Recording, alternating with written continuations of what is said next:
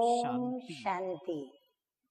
आज की तारीख है 30/8/15 और आज की ज्ञान मुरली का शीर्षक, आज हम रविवार है इसीलिए मीठे मीठे अव्यक्त बाप दादा की रिवाइज कोर्स की मुरली सुनेंगे। तो तारीख है 21/1/80। तो शीर्षक है बाप को प्रत्यक्ष करने की विधि। मीठे मीठे बाप दादा कहते हैं कि आज बाप दादा परमात्म ज्ञान के प्रत्यक्ष स्वरूप अर्थात प्रैक्टिकल डबल रूप बच्चों को देख रहे हैं। कौन से डबल रूप? एक माया प्रूफ, दूसरा श्रेष्ठ जीवन का व ब्राह्मण जीवन का। ऊंचे से ऊंचे अपने अलौकिक जीवन, ईश्वरीय जीवन का प्रूफ। एक माया के जीवन का प्रूफ और दूसरा ईश्वरीय जीवन का प्रूफ। श्रेष्ठ ज्ञान का प्रूफ है श्रेष्ठ जीवन। श्रेष्ठ ज्ञान का प्रूफ क्या है? श्रेष्ठ जीवन। ऐसे डबल प्रूफ बच्चों को देख रहे हैं। सदा अपने को परमात्म ज्ञान का प्रत्यक्ष प्रमाण व प्रूफ समझने से सदा ही माया प्रूफ रहेंगे। बाबा कहते हैं आप परमात्म ज्ञान के प्रत्यक्ष प्रमाण हो। तो हम प्रभु को प्रत्यक्ष करने वाले ज्ञान का प्रत्यक्ष प्रमाण प्रूफ है। इसीलिए बाबा कहते हैं सदा अपने को ऐसा ही समझो तो क्या होगा? माया प्रूफ रहेंगे। अगर प्रत्यक्ष प्रमाण में कोई कमजोरी होती है तो परमात्म ज्ञान को भी जो चैलेंज करते हो उसको वो मान नहीं सकेंगे। बाबा कहते हैं अगर आपके जीवन के अंदर अर्थात ईश्वरीय अलौकिक जीवन जो ज्ञान के आधार पर बनी है, अगर उसमें कोई कमजोरी होगी तो उसका मतलब क्या हुआ कि परमात्म ज्ञान को भी वो कमजोर समझेंगे। तो आप परमात्म ज्ञान को जैसे कि चैलेंज करते हो, उसको अगर आपकी कमजोरी वो देखेंगे तो वो परमात्म ज्ञान को मानेंगे नहीं। जैसे आजकल साइंस के युग में हर बात के प्रत्यक्ष प्रमाण व प्रूफ के द्वारा ही वो समझना चाहते हैं। वो क्यों नहीं मानेंगे? क्योंकि वर्तमान समय की जनरेशन साइंस के युग में जैसे हर बात का उनको प्रत्यक्ष प्रमाण मिलता है और प्रत्यक्ष प्रमाण से ही वो समझना चाहते हैं। वो कहते हैं जैसे साइंस प्रूफ करके दिखाती है ऐसे हमको प्रत्यक्ष प्रमाण चाहिए, तब वो समझते हैं। तो सुनने सुनाने से निश्चय नहीं करते। आजकल न सुनने का महत्व न सुनाने का इतना महत्व, लेकिन प्रैक्टिकल वो प्रूफ के रूप में देखना चाहते हैं। परमात्म ज्ञान को निश्चय करने के लिए वो प्रत्यक्ष प्रूफ देखना चाहते हैं और प्रत्यक्ष प्रूफ है आप सबका जीवन। अब हम प्रत्यक्ष प्रूफ कैसे दिखाएंगे? हमारे जीवन के द्वारा उनको हम सिद्ध करके बताएंगे कि ये ईश्वरीय ज्ञान के आधार पर ही यह जीवन ऐसा श्रेष्ठ और ऊंचे से ऊंचा बना है। जीवन में भी यही विशेषता दिखाई दे जो आज तक कोई भी आत्मज्ञानी महान आत्माएं कर न सकी हो।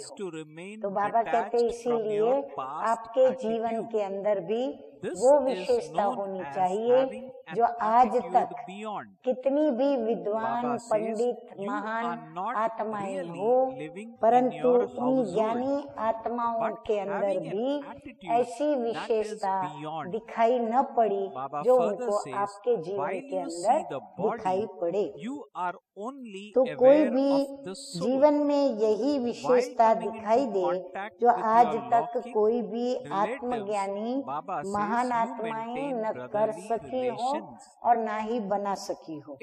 ऐसी असंभव से संभव होने वाली बातें परमात्म ज्ञान का प्रत्यक्ष प्रमाण है। तो ऐसी असंभव बातें वो आपके जीवन के अंदर विशेषता के रूप में देखे कि कैसे वो संभव हुई, तभी वो लोग कुछ मानेंगे। सबसे बड़ी असंभव से संभव होने वाली बात प्रवृत्ति में रहते परवृत्ति में रहना। बाबा कहते हैं सबसे बड़ी असंभवित बात को संभवित रूप में क्या देखेंगे कि प्रवृत्ति में रहते हुए भी परवृत्ति में आप बचे रहते हो। प्रवृत्ति में रहते इस देह और देह की दुनिया के संबंधों से आपका परे रहना, पुरानी वृत्ति से पर रहना अर्थात परे रहना, न्यारा रहना, इसको कहा जाता है परवृत्ति। प्रवृत्ति नहीं लेकिन परवृत्ति है। देखते देह को है लेकिन वृत्ति में आत्मा रूप है। बाबा कहते आपकी अभी धारणा क्या बन गई, रहते देह में हो लेकिन आपकी वृत्ति कहाँ है, वृत्ति आपकी आत्मा स्वरूप में स्थित है। संपर्क में लौकिक संबंध में आते हुए भी भाई भाई के संबंध में रहना, फिर आपके अंदर वो क्या देखते हैं कि आप लौकिक संबंध में आते हुए भी, उनके साथ रहते हुए भी आप किस दृष्टि वृत्ति से रहते हो, भाई भाई के संबंध में रहते हो। फिर इस पुरानी शरीर की आंखों से पुरानी दुनिया की वस्तुओं को देखते हुए न देखना। फिर वो देखते हैं कि ये पूरी दुनिया को देख रहे हैं, परंतु ऐसे देखते हैं जैसे उन्होंने कुछ भी देखा नहीं। तो इतनी जीवन के अंदर श्रेष्ठ वृत्ति है। ऐसे प्रवृत्ति में रहने वाले अर्थात संपूर्ण पवित्र जीवन में चलने वाले, हाँ बाबा कहते वो देखेंगे क्या प्रवृत्ति में रहते हो, लेकिन कैसे आप संपूर्ण पवित्र जीवन में चलते हो। इसको कहा जाता है परमात्म ज्ञान का प्रूफ। जो महान आत्माएं भी असंभव समझती हैं, लेकिन परमात्म ज्ञानी अति सहज बात अनुभव करते हैं। हाँ, वो उनको ये देख करके बड़ा आश्चर्य लगेगा कि जिस बात को हमने असंभव समझा, उसी ही बात को इन्होंने अपने जीवन के अंदर संभव करके दिखाया है। वो असंभव कहते और आप सहज कहते हो। सिर्फ कहते नहीं हो, लेकिन दुनिया के आगे बन करके दिखाते हो। हाँ, आप सहज है ये जीवन, ऐसा सिर्फ कहते नहीं हो, लेकिन बना करके दिखाया और ऐसा सहज बन करके आप उस जीवन के अंदर चलते भी हो। अब तक भक्त माला के पहले और दूसरे दाने में भी परमात्म मिलन को बड़ा मुश्किल, बहुत जन्मों के बाद भी मिले या न मिले यह भी निश्चित नहीं समझते। हाँ, वो लोगों को तो अभी भी इतना विश्वास नहीं बैठता कि हम परमात्म माला के अंदर मन के बन करके आएंगे या नहीं आएंगे। एक सेकंड के साक्षात्कार को ही महान प्राप्ति समझते हैं।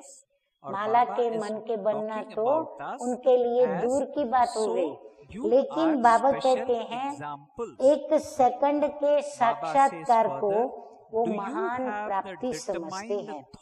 साक्षात बाप अपना बन जाए वह अपना बना दे, इसको असंभव समझते हैं।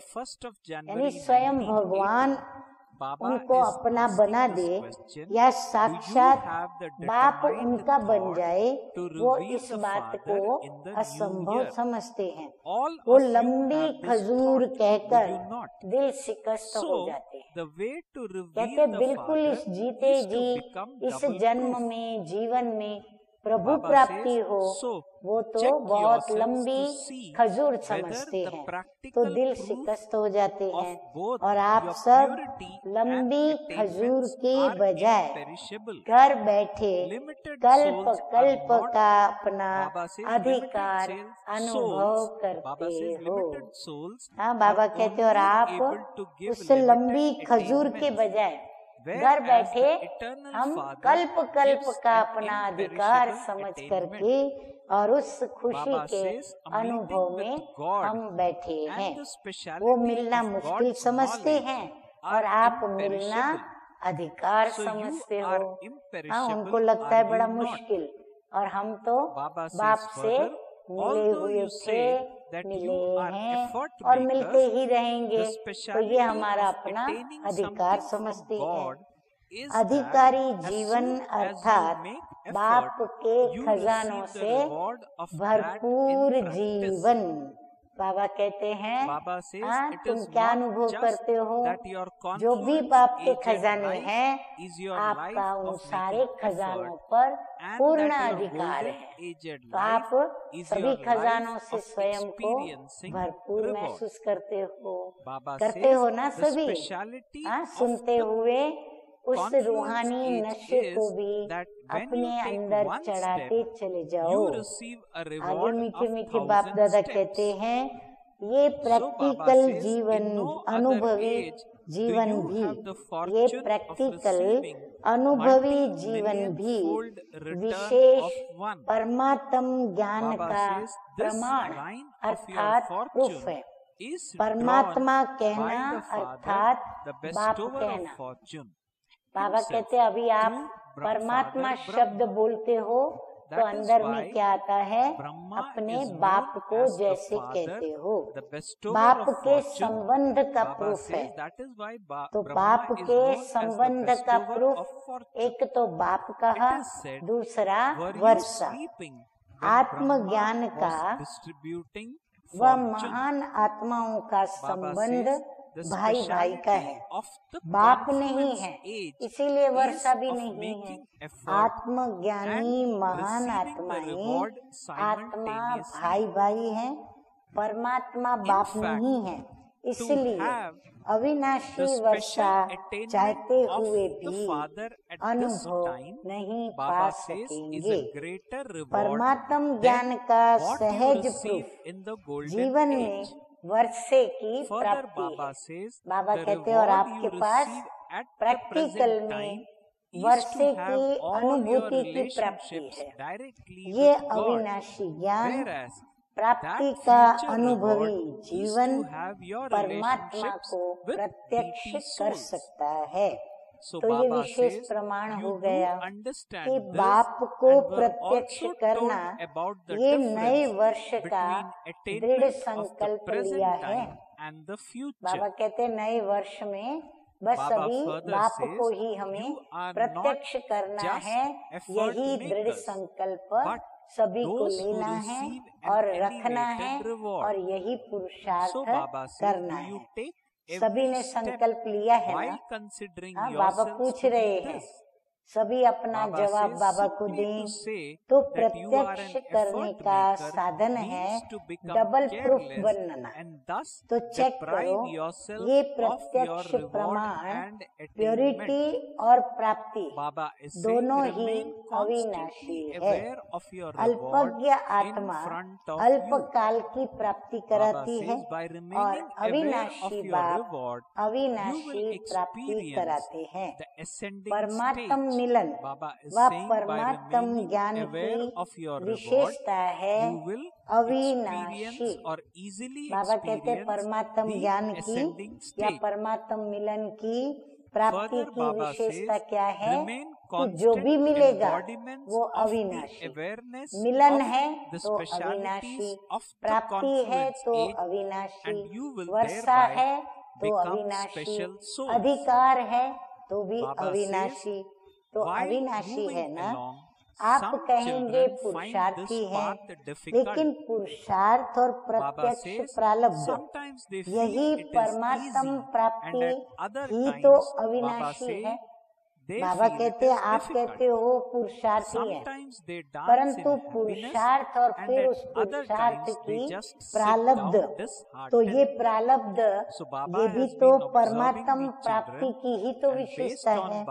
ऐसे नहीं कि संगम युगी पुरुषार्थी जीवन है और सतयुगी प्रारब्ध की जीवन है। बाबा कहते हैं उसको अलग मत करो, लेकिन संगम युग की विशेषता है एक कदम उठाओ और 1000 कदम प्रारब्ध में पाओ। माना साथ साथ है, यहाँ कदम उठाया, यहाँ पर 1000 कदम प्रारब्ध प्राप्त हुई। और कोई भी युग में एक का पदम होकर मिलने का भाग्य है ही नहीं। बाबा कहते हैं पांचों ही युगों में कोई भी युग में एक का पदम गुना मिले, ये भाग्य किसी भी युग में है ही नहीं। ये भाग्य की लकीर स्वयं भाग्य विधाता बाप अभी ही खींचते हैं ब्रह्मा के द्वारा। इसीलिए ब्रह्मा को भाग्य विधाता कहते हैं।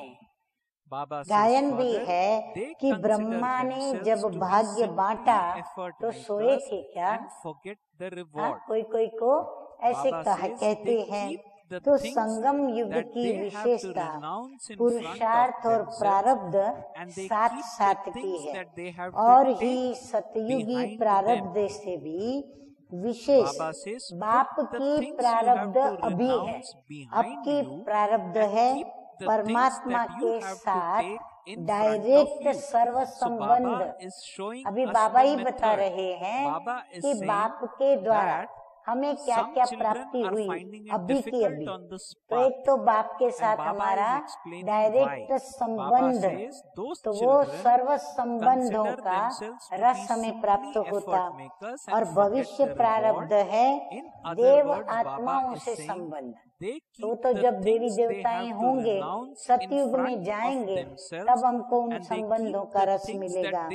तो अब की प्राप्ति और भविष्य की प्राप्ति का अंतर तो समझते भी हो, और बाप ने सुनाया भी था। तो पुरुषार्थी नहीं लेकिन श्रेष्ठ प्रारब्धी हैं। बाबा कहते हैं ऐसे मत कहना कि हम श्रेष्ठ पुरुषार्थी हैं। बाबा कहते नहीं श्रेष्ठ पुरुषार्थी नहीं लेकिन श्रेष्ठ प्रारब्धी है। ऐसे समझकर हर कदम उठाते हो। सिर्फ पुरुषार्थी कहना अर्थात अलबेले बनना, क्योंकि पुरुषार्थी हैं तो कभी भूल होगी कभी नहीं होगी, कभी किया कभी नहीं किया। क्योंकि पुरुषार्थी हैं तो बाबा कहते उससे अलबेलापन आता है। तो पुरुषार्थी कहना अर्थात अलबेला बनना और प्रारब्ध व प्राप्ति से वंचित रहना। और प्रारब्धी रूप को सदा बाबा कहते हैं सामने रखो।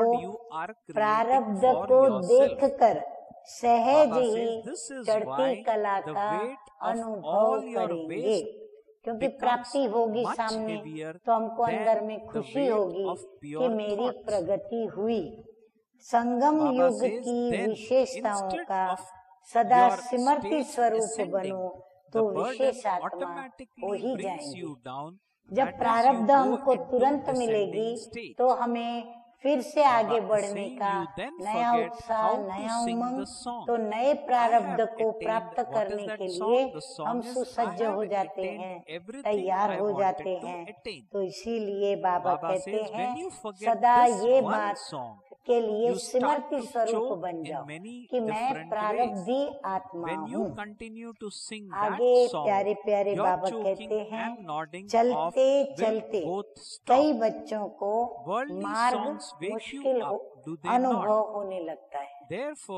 हम सभी को अपने जीवन के अंदर ऐसे अनुभव आते हैं ना, सच्ची दिल से कहो, चलते चलते कभी कभी मुश्किल होने लगता है ना, कभी सहज समझते हैं, कभी मुश्किल समझते हैं, कभी खुशी में नाचते हैं और कभी दिल शिकस्त होकर बैठ जाते हैं, कभी बाप के गुण गाते और कभी क्या और कैसे के गुण गाते हो, कभी शुद्ध संकल्पों के सर्व खजानों की प्राप्ति की माला सिमरन करते, कभी व्यर्थ संकल्पों के तूफान वश मुश्किल है ये माला सुमिरन करते हैं।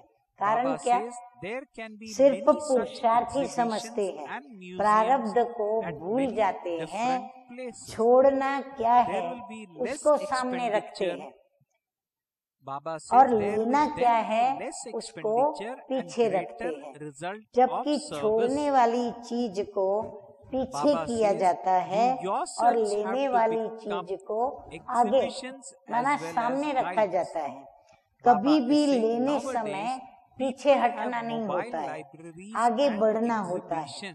लेना स्मृति में रखना अर्थात बाप के सन्मुख होना, क्योंकि बाप से लेंगे, बाप से मिलेगा, तो बाप को सन्मुख रखना। छोड़ने के गुण ज्यादा गाते हो, मैंने ये त्याग किया, मैंने वो त्याग किया, ऐसे त्याग किया, वैसे त्याग किया, ये सहन किया, वो सहन किया, ऐसा सहन किया, वैसा सहन किया, ऐसे समाया, वैसे समाया, ऐसे परखने की शक्ति बढ़ाई। बाबा कहते उसके गीत ज्यादा गाते हो, छोड़ने के गुण ज्यादा गाते हो।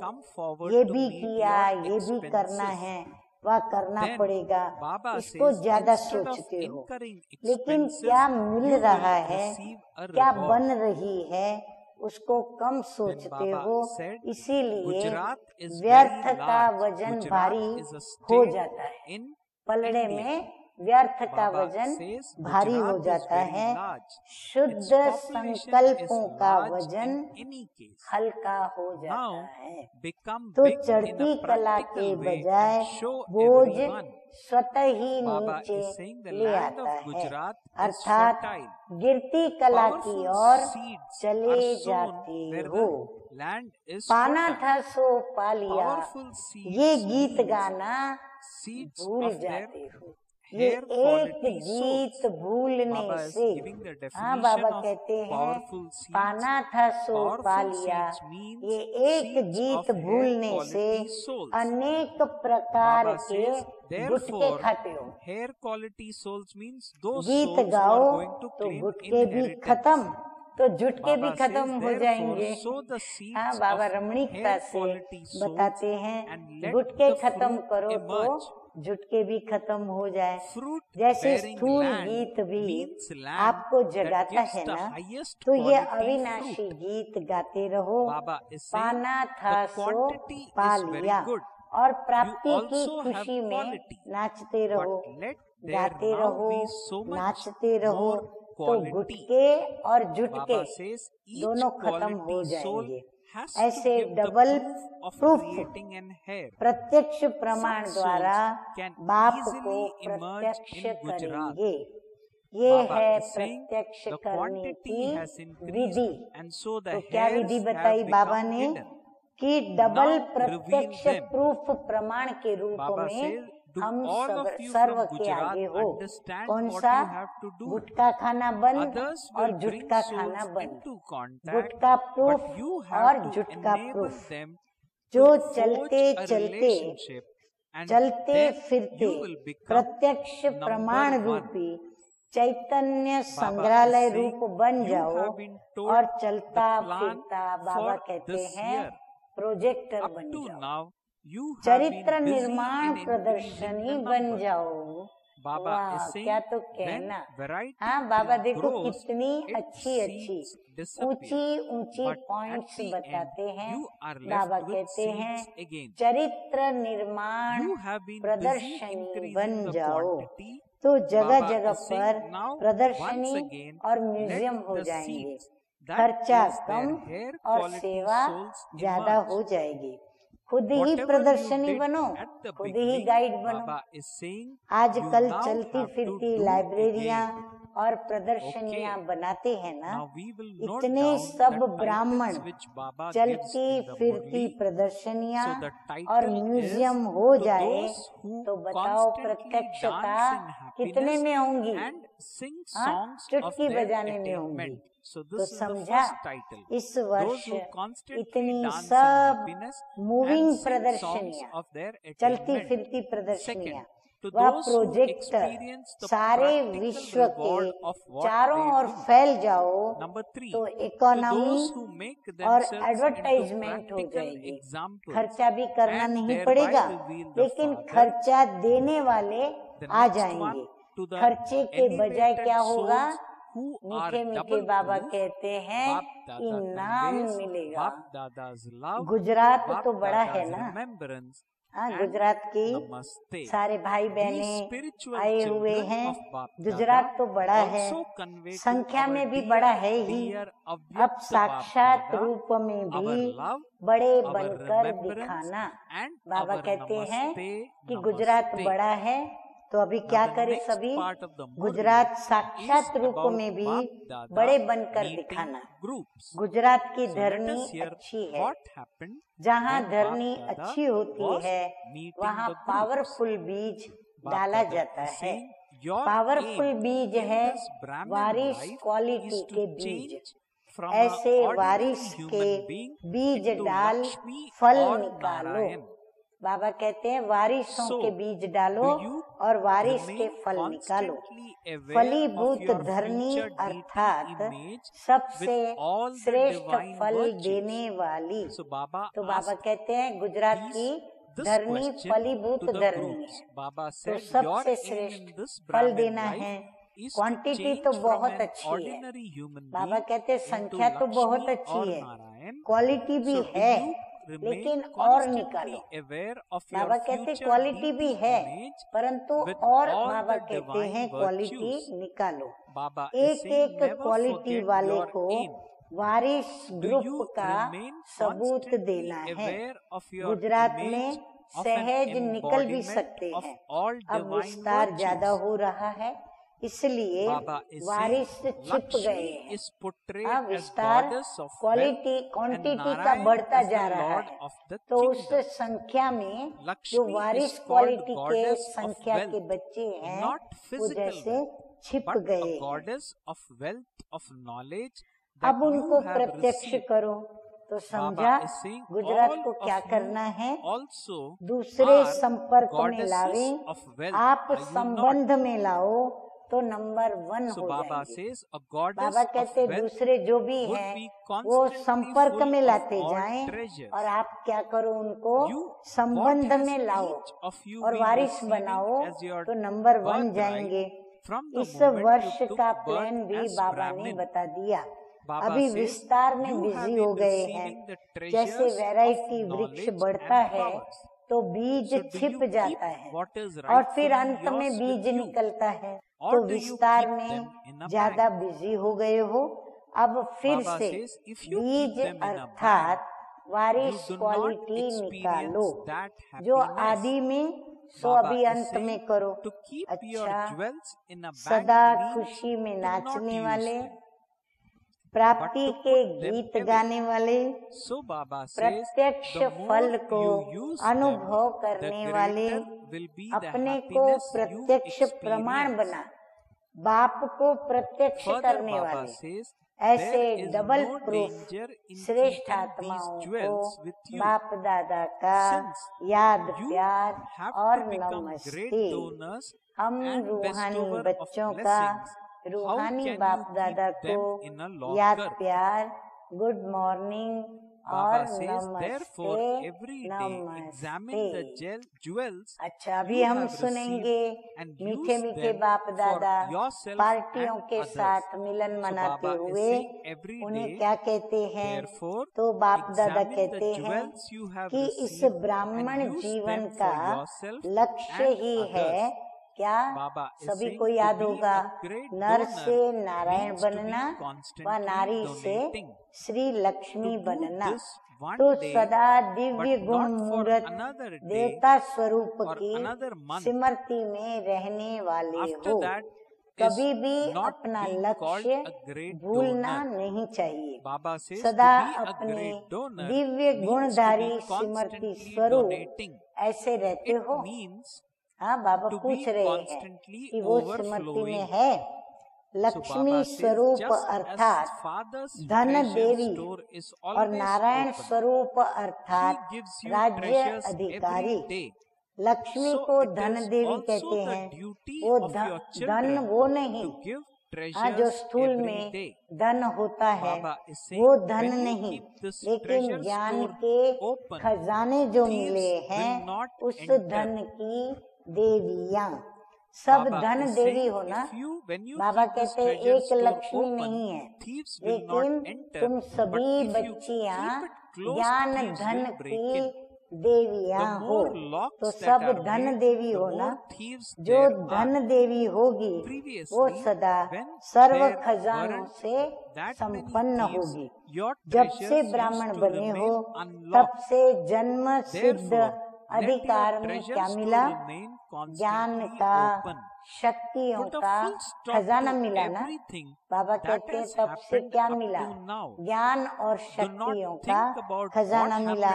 तो अधिकार साथ में रहता है या बैंक में रहता है। हाँ, कहाँ रहता है। बैंक में रखेंगे तो खुशी नहीं होगी। बैंक में रखना अर्थात यूज न करना। हाँ, संभाल के रख दिया, बहुत समय पड़ा रहेगा।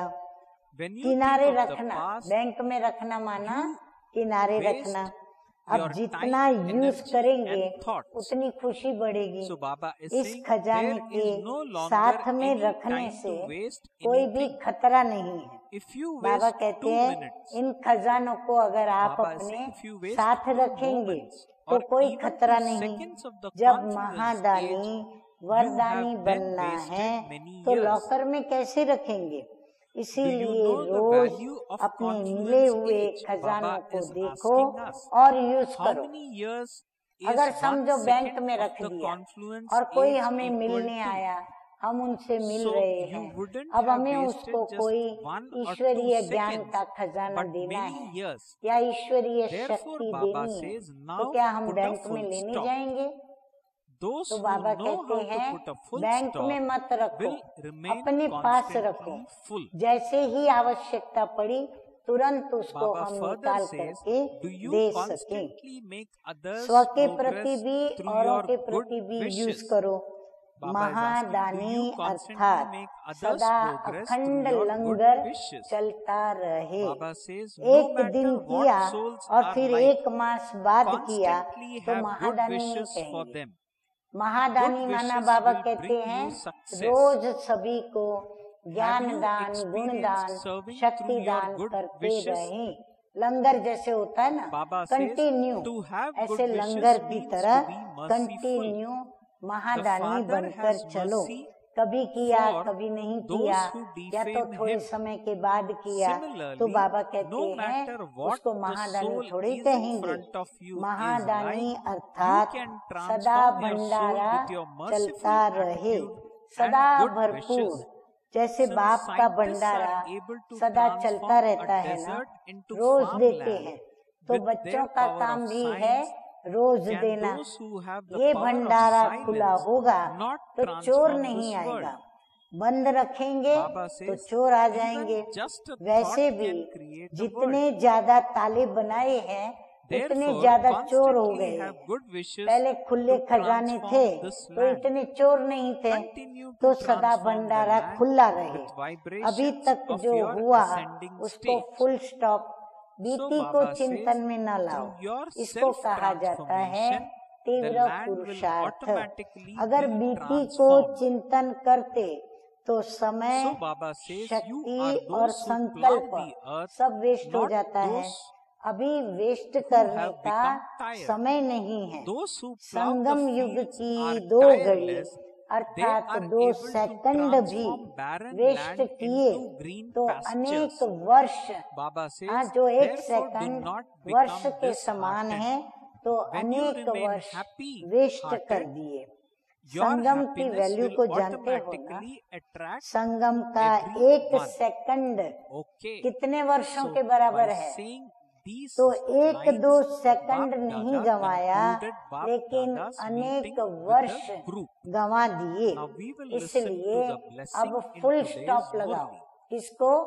बीती को फुल स्टॉप लगाओ। जो फुल स्टॉप लगाना जानता है वो सदा फुल रहेगा। सदा अपनी शुभ भावना से वृद्धि करते रहते हो। कैसी भी आत्माएं हो, लेकिन सदा हर आत्मा के प्रति शुभ भावना रखो। शुभ भावना सफलता को प्राप्त कराएगी। शुभ भावना से सेवा करने का अनुभव है। शुभ भावना अर्थात रहम दिल। जैसे बाप अपकारियों पर उपकारी है, ऐसे ही आपके सामने कैसी भी आत्मा हो, लेकिन अपनी रहम वृत्ति से, शुभ भावना से उसे परिवर्तन कर दो। जब साइलेंस वाले रेत में यानी रेती में खेती पैदा कर सकते हैं, तो क्या साइलेंस वाले धरती का परिवर्तन नहीं कर सकते? संकल्प भी सृष्टि बना देता है। इसीलिए सदा धरती को परिवर्तन करने की शुभ भावना हो। अपनी चढ़ती कला के वाइब्रेशंस के द्वारा धरती का परिवर्तन करते चलो। स्व परिवर्तन से धरती परिवर्तन हो जाएगी। धरती में हल चलाने वाले हो ना, थकने वाले तो नहीं। हल चलाने वाले अच्छे अथक होते हैं, क्योंकि मेहनत पड़ती है उसमें, और अथक होके मेहनत करते हैं, तब जाके कलराठी जमीन को हरा भरा कर देते हैं। अब दिल शिकस्त नहीं होना, दिल खुश रहना, तो आपकी खुशी सबको स्वतः ही आकर्षित करेगी। हाँ, कोई एकदम खुशी में रहेगा तो नेचुरल दूसरों को आकर्षण होगी कि इनकी खुशी का राज क्या है। जब देखो ये खुश दिखाई पड़ते हैं। तो आज का वरदान है अखंड योग की विधि द्वारा, अखंड योग की विधि द्वारा अखंड पूज्य बनने वाली। अखंड विधि करेंगे तो अखंड सिद्धि, हम अखंड पूज्य बन जाएंगे।